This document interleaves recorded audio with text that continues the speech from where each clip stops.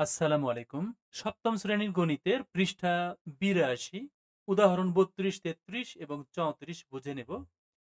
ভিডিওটা না টেনে একবার কয়েকটা মিনিট সময় দাও। তাতে করে তোমাদের এইরকম সবগুলো অঙ্কই তোমরা পরীক্ষায় করতে পারবে ইনশাআল্লাহ। এখানে বলেছে যে 8x² y z² এবং 10x³ y² z³ এই দুটার গসাগু নির্ণয় করো। তাহলে আমরা জানবো যে ৮ আর ১০ এর গসাগু আগে বসাবো। ৮ আর ১০ এর গসাগু অবশ্যই ২ হবে। কারণ আমরা কিভাবে ২ বললাম? কারণ ১০ আর ৮ এর মধ্যে সবচেয়ে ছোট হচ্ছে ৮।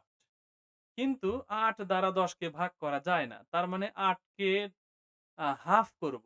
তাহলে হবে ৪। ৪ দ্বারাও ১০ কে ভাগ করা যাচ্ছে না। তাহলে আ ৮ কে ৩ ভাগ করি, ৩ ভাগ করা যায় না। ৮ কে ৪ ভাগ করলে ২ হয়। সেই ২ দ্বারা এই ১০ কে ভাগ করা যায় মানে গসাগু ২। এই যে দেখো নির্ণেয় গসাগু কিন্তু এখানে ২ আছে। আবার এভাবে ভাঙানো যায় ৮ কে ২ গুণন ২ গুণন ২ এভাবে ভাঙানো যায়। তাহলে ২ দুগুণে ৪, ৪ দুগুণে ৮। আবার এক্স দুটা, এই যে দুটা এক্স। ওয়াই একটা, এই যে দেখো একটা ওয়াই। আর জেড দুটা, এই যে দুটা জেড। এখানে সবগুলো গুণ আকারে লিখতে হবে। ১০ কে ভাঙালে ২ আর ৫ পাই। ৫ দুগুণে ১০। তারপরে ৩ টা এক্স, ২ টা ওয়াই, ৩ টা জেড।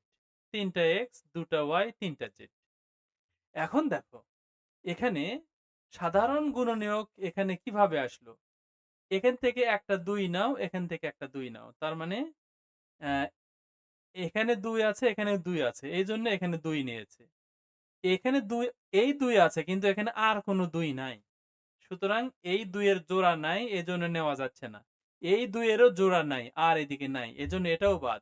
এই ৫ এর আর এখানে একটাও ৫ নাই। সুতরাং এই ৫ ও নেওয়া যাচ্ছে না। এই ২ টা এক্স এর মধ্যে একটা এক্স নেওয়া হলো। তারপরে এই ২ টা এক্স এর মধ্যে একটা এক্স নেওয়া হলো। তারপরে এই এক্স নেওয়া যাচ্ছে না। কারণ এখানে আর কোন এক্স নাই। এখানে একটা ওয়াই, এখানে একটা ওয়াই। এই ২ টা ওয়াই এর মধ্যে একবার ওয়াই নিয়েছে। আর এই ওয়াইটা এখানে নেওয়া যাচ্ছে না। কারণ এখানে আরেকটা ওয়াই নাই। এই জেড আর এখান থেকে একটা জেড মিলে এই জেড হয়েছে। আবার এই শেষের জেড আর এই দ্বিতীয় জেড অথবা এই জেড ধরো। আরো একটা জেডের জোড়া রয়েছে। এইজন্য এই জেডটা হলো। আসলে এত কিছু না ভেবে আমরা যদি খেয়াল করি যে সবচেয়ে কম আছে কি, কি? এখানে দেখো এক্স আছে এখানে ২ বার, এখানে ৩ বার। তাহলে সবচেয়ে কম আছে ২ বার। এইজন্যে এক্স ২ টা। ওয়াই দেখো সবচেয়ে কম আছে কোথায়? এখানে ২ টা আছে, এখানে ১ টা আছে। তার মানে সবচেয়ে কম বার আছে ১ বার। এইজন্য ওয়াই ১ টা। জেড এখানে ২ বার, এখানে ৩ বার। তার মানে সবচেয়ে কম আছে ২ বার। এজন্য এখানে ২ টা জেড। তার মানে এই ২, ২ থাকলো। ২ টা এক্স মিলে এই যে এক্স এর পাওয়ার 2 হলো। একটা ওয়াই, ওয়াই থাকলো। ২ টা জেড মিলে গুণ করে জেড স্কোয়ার হলো। আসলে এই লাইনটা না লিখলেও হতো, এইভাবে গুণ আকারে না দেখালেও হতো। শুধুমাত্র এটা এমনিতেই বের করা যাবে। ৮ আর ১০ এর গসাগু ২ আর এক্স সবচেয়ে কম আছে ২ বার। এইজন্যে x to the power 2 y সবচেয়ে কম আছে ১ বার। এইজন্য এখানে একটা ওয়াই। জেড ২ বার আছে, ৩ বার আছে। তার মানে কম আছে ২ বার। এইজন্যে এক্স টু দি পাওয়ার 2 এভাবে করলে সবচেয়ে সহজ হয়। আচ্ছা জাস্ট এখানে দেখাতে হবে তাই এখানে দেখালো। যদি পাওয়ার এখানে ৩ এর জায়গায় ৩০ থাকতো তাহলে ৩০ টা জেড লিখতে হতো। আসলে এই নিয়মটা জাস্ট বোঝানোর জন্য এই নিয়ম। এটা আসলে ফাইনাল কোনো নিয়ম নয়। ফাইনাল নিয়ম হলো সহজে যেভাবে বললাম সেভাবে করা। যখন এখানে পাওয়ার বেশি থাকবে অতগুলো তো আর এখানে আ গুণ করে লেখা যাবে না। আচ্ছা এরপরে উদাহরণ ৩৩। এখানে ১ম রাশি এইটা, দ্বিতীয় রাশি এইটা। তাহলে ১ম রাশি দেখো 2, 2 ই থাকলো। a square minus b square কে সূত্রের মতো ভেঙে a plus b into a minus b মানে a square minus b square এর সূত্র ভেঙে এটা হয়েছে। আর 2 যার মতো তাই আছে। এইটা দেখো a square minus 2ab plus b square, তার মানে কি a মাইনাস b হোল স্কয়ারের সূত্র এটা। এইটা তাহলে a minus b whole square সমান কি হয়? a minus b into a minus b, এভাবেও কিন্তু ভাঙানো যায়। তাহলে দেখো এখানে 2 আছে, এখানে নাই। তাহলে 2 কিন্তু গসাগু হচ্ছে না। আবার এখানে a মাইনাস b আছে, এখানে a মাইনাস b আছে। তাহলে a মাইনাস b কিন্তু গসাগু হবে বা সাধারণ গুণনীয়ক হবে। a প্লাস b এখানে আছে, এখানে নাই। সুতরাং a মাইনাস b হবে গসাগু।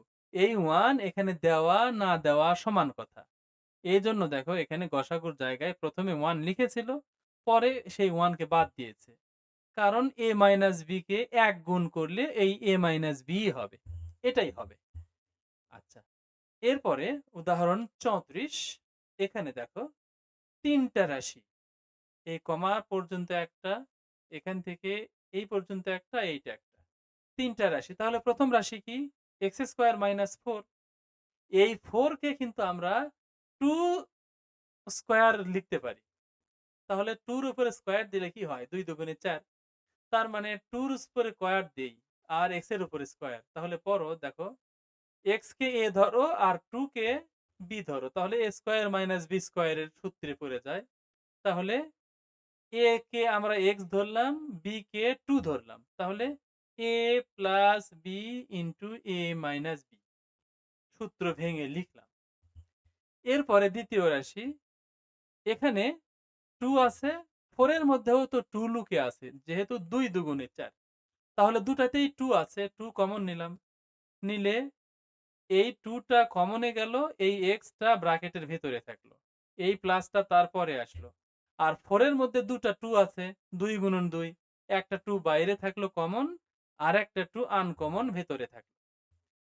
তাহলে এটাকে ভেঙে এটা হলো। এখন তৃতীয় রাশি x square plus 5x plus 6। এটাকে সূত্রে মিলানো যাচ্ছে না। যখন সূত্রে মিলানো যাবে না, তখন মিডল টার্ম করতে হয়। আমি বারবার মিডল টার্মের নিয়ম বলেছি। আমরা এর আগেও শিখেছি কিভাবে মিডল টার্ম করতে হয়। সুতরাং একই কথা বারবার বলব না। তোমরা যারা রেগুলার ভিডিওগুলো দেখো, এই চ্যানেলের প্লেলিস্ট থেকে যারা দেখো, তাহলে অবশ্যই তোমরা বুঝতে পারবে। তবুও এখানে একটা হিন্টস দিচ্ছি যে মিডল টার্ম এভাবে করব। x একটা টার্ম, 5x একটা টার্ম আর 6 একটা টার্ম। ৩ টা টার্মের মধ্যে মিডল টার্ম হলো 5x। এই মিডল টার্মকে ভেঙে 5x কে ভেঙে 2x প্লাস 3x করা হয়েছে। কারণ 2x আর 3x প্লাস করলে 5x হবে। আবার ওই ২ আর ৩ কে গুণ করলে 6 হবে। এইভাবে আমরা মিডল টার্ম করি। তাহলে ৩ টা টার্ম হয়ে গেল ৪ টা টার্ম। এই যে একটা, এই একটা, এই একটা আর এই একটা। এই ৪ টা টার্মের মধ্যে ১ম জোড়া মানে এই ২ টার মধ্যে কি কমন আছে খুঁজে বের করো। এখানেও ২ টা x আছে, এখানে ১ টা x আছে। তার মানে কমপক্ষে ১ টা x এখানেও আছে, এখানেও আছে। সুতরাং x কমন নিলাম। নিলে এখানে ২ টা x এর মধ্যে একটা বাইরে, একটা ব্র্যাকেটের ভিতরে। এই প্লাস এখানে আসলো। এই 2 ভেতরেই থাকলো। আর এই x টা এই বাইরে চলে গেছে, যার কারণে ভেতরে থাকলো না। এখন এখানে ব্র্যাকেট দিয়ে ঢেকে দিলাম। এই প্লাসটা এখানে আসলো। এখন দেখো এখানে 3 দেখাই যাচ্ছে। 6 এর মধ্যেও তো 3 আছে। ৩ দুগুণে ৬। এখন এখানেও 3, এখানেও 3। তাহলে 3 কমন নিলাম। 3 কমন নিলে কি থাকে? x প্লাস 3 থাকে। x প্লাস 2 থাকে। কারণ 6 কে ভাঙালে 3 আর 2, 3 গেল এই কমনে, 2 থাকলো ভেতরে। এখন এখানে সমান চিহ্ন দিয়ে দেখো, এই যে x প্লাস 2, এখানেও x প্লাস 2।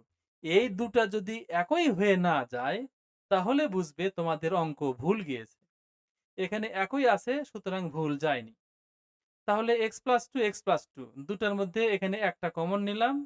আর ব্র্যাকেটের বাইরে এখানে যা, যা আছে x প্লাস 3, এগুলো ব্র্যাকেটের বাইরে পড়ে আছে। এগুলোকে কুড়িয়ে এনে আরেকটা ব্র্যাকেটের মধ্যে রেখে দিলাম। ব্যাস, তাহলে এটাকে ভাঙানো হয়ে গেল। এখন ১ম রাশি ভেঙে যেটা হলো, দ্বিতীয় রাশি ভেঙে যেটা হলো, তৃতীয় রাশি ভেঙে লাস্টে যেটা হলো, ৩ টার লাস্টে যেটা হলো, সেখান থেকে কমন খুঁজে বের করো। দেখো এখানে x+2, x+2, x+2 সুতরাং আমরা এই যে x+2 নেব। আর সংখ্যাগুলোর গসাগু করো। সংখ্যা এখানে কি আছে? এখানে কোনো সংখ্যা নাই। এখানে 2 আছে। এখানে আবার কোনো সংখ্যা ব্র্যাকেটের বাইরে নাই। ব্র্যাকেটের বাইরের সংখ্যা শুধু এখানে আছে। এক জায়গায় থাকলে হবে না, ২ জায়গায় থাকলে হবে না। সবগুলোতেই থাকতে হবে। সুতরাং সবগুলোতে নাই মানে কিন্তু 1 আছে। সেই 1 এখানে লেখা না লেখা সমান কথা। তার মানে গসাগু 1 গুণন x+2 না লিখে শুধু x+2 ই লিখব। তাহলে নির্ণেয় গসাগু হলো x+2 ব্যাস। এইরকম অঙ্ক কিন্তু এরপরে উদাহরণের মতো করে আমাদের এক্সারসাইজে আসবে, পরীক্ষায় আসবে। সুতরাং উদাহরণ মনে করে অবজ্ঞা করো না। এই উদাহরণ যারা বোঝে তারা কিন্তু এক্সারসাইজ বা পরীক্ষার অঙ্ক সবগুলোই কিন্তু তারা করতে পারে। তাহলে এরপরের ভিডিওতে আমরা এই কাজের ভিডিওগুলো দেখব। ৮৩ পৃষ্ঠার ভিডিও, কাজের ভিডিও দেখব। ওয়া মা তাওফিক ইল্লা বিল্লাহ। আসসালামু আলাইকুম ওয়া রাহমাতুল্লাহ।